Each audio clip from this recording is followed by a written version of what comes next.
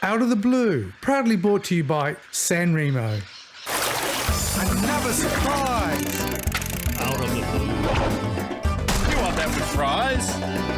Out of the blue. Come with me across the sea. On a boat of you. We're gonna cook for you. Nothing but blue skies! Out of the blue. You want some chili with those fries? Out of the blue.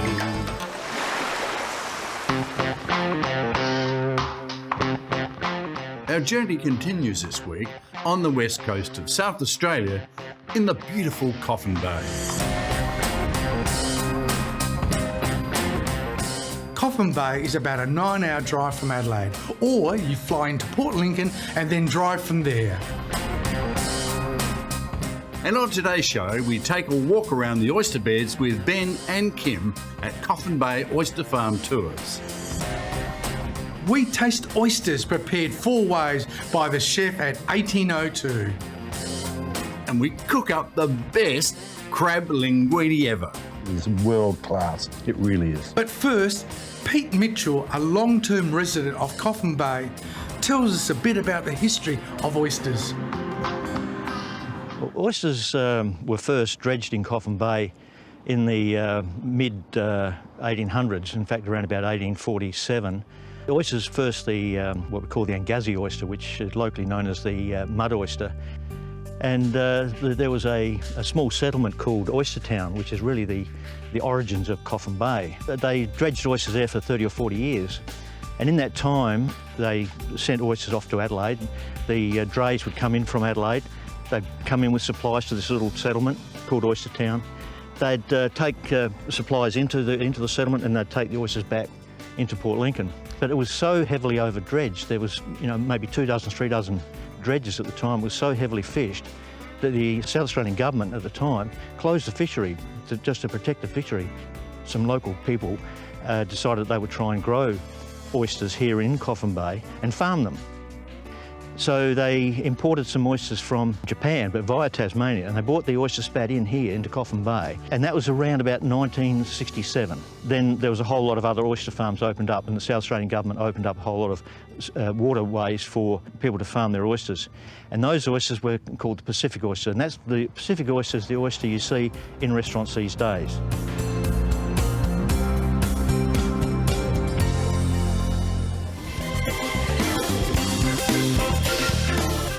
Don't go away. We'll be back after the break with some great oyster serving suggestions.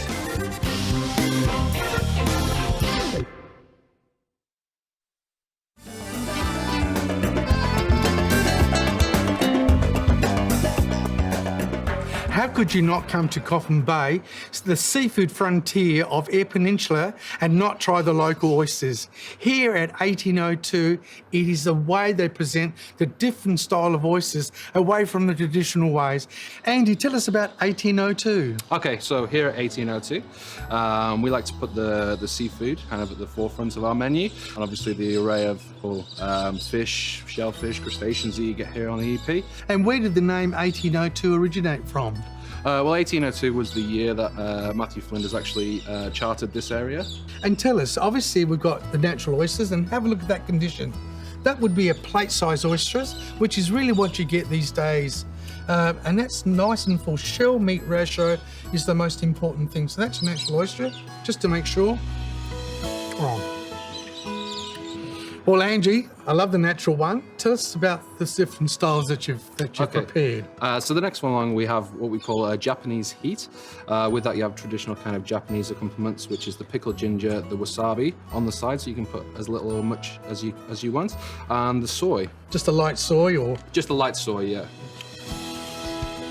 Oh, beautiful. That ginger goes really well. It cuts through that lovely saltiness that these oysters are famous for. So the next one along, we have Shiraz and tarragon mignonette, which is kind of a traditional French style dressing for an oyster. Lots of pepper in there as well. I'm enjoying this. I love it.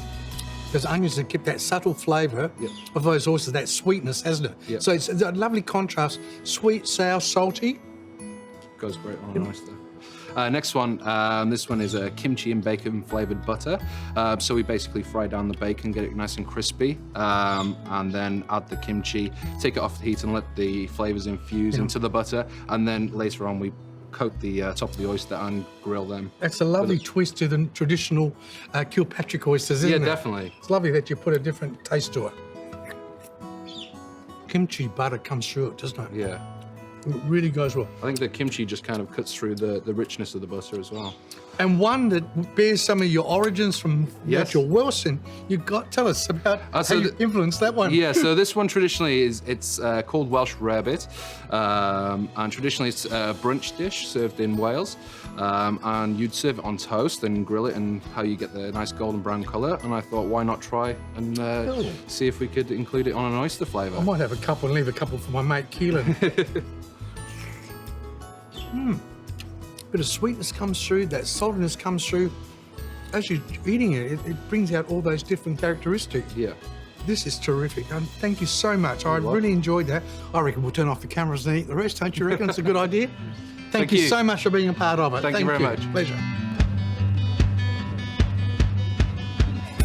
It's great when food producers share their story with us, but it's even better when they make their story into a tourist attraction. We're at the Coffin Bay Oyster Farm Tours, right in the heart of Coffin Bay, to catch up with Ben and Kim to find out what the experience is all about. Hello, Kim. Hello. Nice to Welcome see you. aboard. Welcome, this is Michael. Hello, Michael. It is sort of welcome aboard, isn't it? And we have a reservation. Very romantic.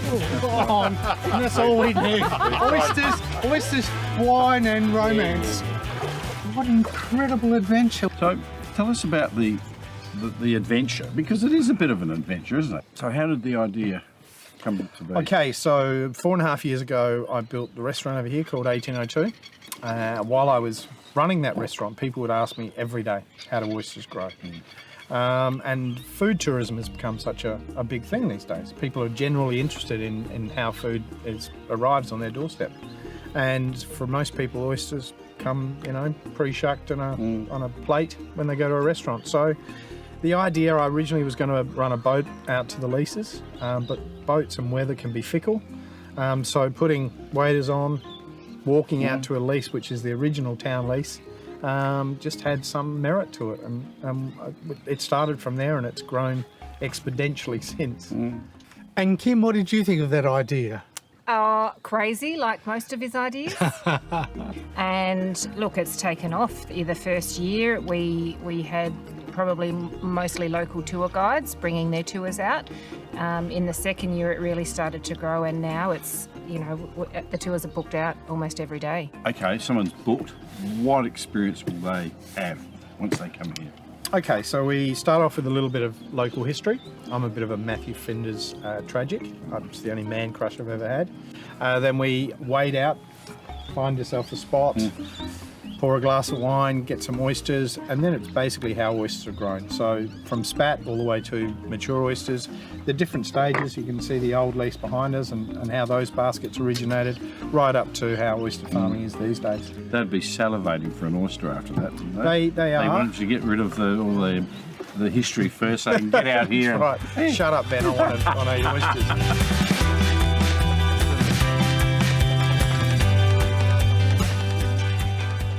Yep, so if you hold it with the pointy bit in the heel of your hand, and we always go through the top here. So the muscle's always at 2 o'clock. So if we go in between 12 and 2 and wiggle the tip of your knife till you get it in just underneath the top of the shell, and then flatten the knife out. You don't want to stab into the oyster. And then wiggle it in till it's in about 3/4. Keep it flat, flat. And then you pivot the tip of the blade out towards you. Sever that muscle. And once you've severed that muscle, that lid will just release. Yep. And then pull the lid off. Pull the lid off. So you've got to separate that muscle from the bottom of the shell. Yep. So press hard against the shell, and in one clean slice, separate that muscle off. And then put the blade in underneath and turn. Oops, a bit of there. No. Is that all right? It's upside down. I'll just... Yes. Well, hang on. Squeeze a lemon. That's going to fix everything. Right. Hides a multitude of sins.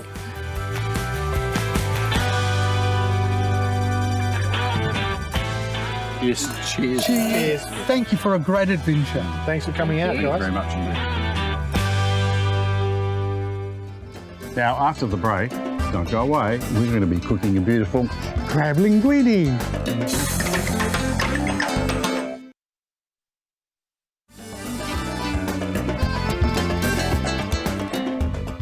Michael, I know we're in Coffin Bay, but it's superb, isn't it? Background noise.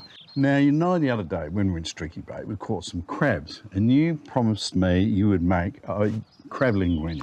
Mickey, I'm going to make a crab linguine. We've got one fabulous ingredient, the crabs, of course, but the other one is Murray Collett's beautiful Oh, a friend of passata. yours? She's a friend, dear Murray. Oh, and hello. that is, I've tried it, it's sensational. I'm looking forward to that. Now, Mickey, the pan's starting a bit of heat, so can we have some beautiful virgin olive oil? We put in the chilies. We've left the chilies whole. Mickey's just crushed them so they can release all their flavour. It's a seed there. The seed. Oh, there's three seeds. There, Three. go on. That'll Right. do it. The garlic? Yes, the garlic. They're in a whole, I just squashed those a Yep. little bit. Now, that homemade, your friend's, My made- friend Murray's passata. Marty's passata. Just pour gently, Yep, gently around. beautiful. You know? Yeah, because we want some for toast in the morning, don't we? Oh. How's that? Now, would you crush some pepper? Pepper? Because passata is a more thicker sauce, we don't want to let it cook for too long, Right. okay? Because it's already, look how thick it is. Yep. How about Right. the crab? Oh, now? Yes, put in the crab. Now, I don't want to reduce it anymore. How Look, much crab? that you So- see, all of it. The whole lot. Absolutely. How much is this going to cost Well, the budget? Doesn't matter.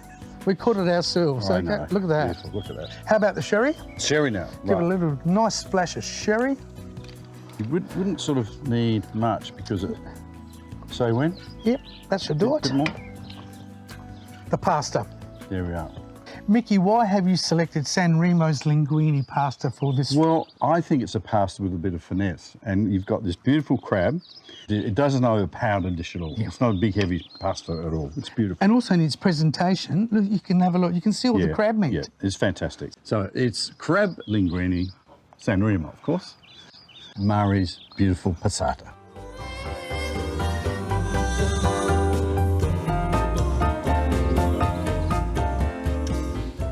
Absolutely superb. And I was wondering what wine I could have with it that would really enhance the subtle flavours of the chili now and there, plus the crab. And I thought a nice light-weighted red wine from Sippelsfield called Toriga. Now, we probably have drunk Toriga before and not quite known it. They use it to make beautiful vintage ports. Anyway, it is a lovely wine and wonderful aromatics, beguiling aromatics that just go hand in hand with this crab linguine. This is what it's all about. The nose and the taste is just perfect, hand in glove. An old friend of mine, Joe Puglisi, otherwise known as Bugs, lives here in Coffin Bay. He's an author, photographer, and we've dropped in for a catch-up to hear all about his magnificent new book, Coastal Eyre. My family originally came from the East Coast, and my father and his brother travelled from New South Wales to South Australia to chase the tuna. And consequently, fishing seemed really good here, and they were adventurous, and that's how we ended up here.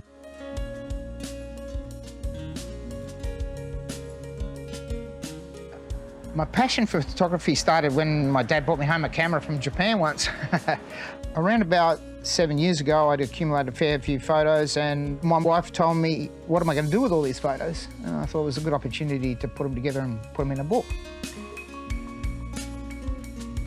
And so I went about starting to put together the book, a lot of the photos, a lot of the stories, interviewing a lot of the fishermen, going to sea in all the different fisheries.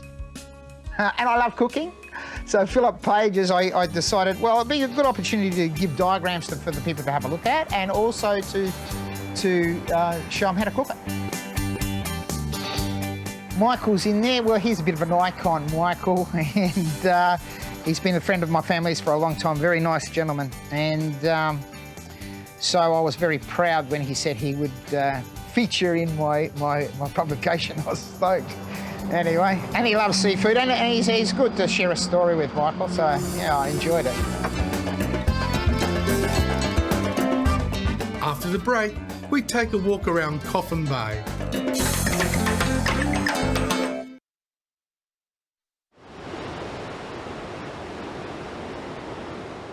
One of the things I really love doing when I come to Coffin Bay, and there's so many things to do, but the thing I like is the Oyster Walk. And Mike's going to tell us all about it. Mike, how long is the walk? It seems to be going everywhere around the coastline. Well, if you want to do the whole lot, it's about 12 k's. It's free, isn't it? Anyway, you can join it anywhere and go as long as you like, I guess. Yeah. There's access from several spots, access down to the coast. It varies in width, 50 to 100 metres, follows the esplanade right around. You walk in front of shacks, behind shacks, along the water. It's hard to go along the Oyster Walk without stopping for a beer, wine or a coffee. Oh, that's good. I'm very impressed with that. The residents don't seem to mind at all when people walk past their shacks? Oh, I think the residents love it. A big percentage of the shacks are holiday homes. There's not a lot of permanent residents, but it is part of the beauty and the country atmosphere of the town, the fact that people walk along there. What does the population double or treble, or over those peak periods? Our permanent population is about 650, and we go to 3,000 to 4,000 in January and Easter time. So yeah, and you won't find too many empty buildings in that period of time. People everywhere, which is what it's like in a beautiful place like this. So with the vegetation, is there some sort of guide that people can take with them to identify some of the plants and trees and that? Yeah, there's a couple of really good books available that have been put together by a local chap that identifies a lot of the ground covers, the native vegetation, the fish, the crustaceans around the foreshore. Yeah, and they're available at the shops and the post office in town.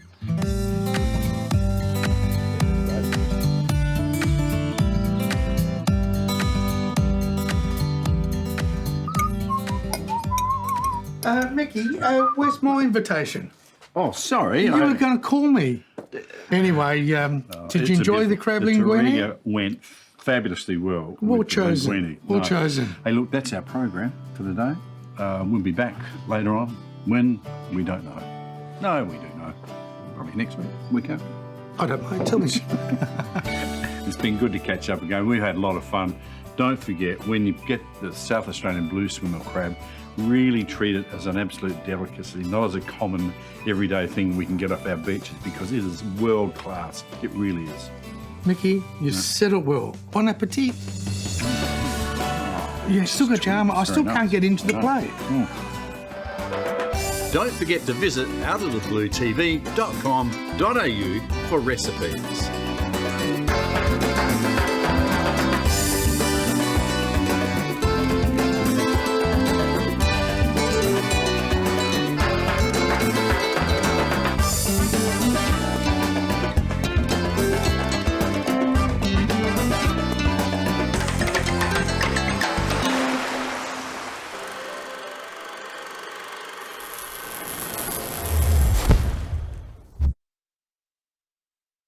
Out of the Blue, proudly brought to you by San Remo.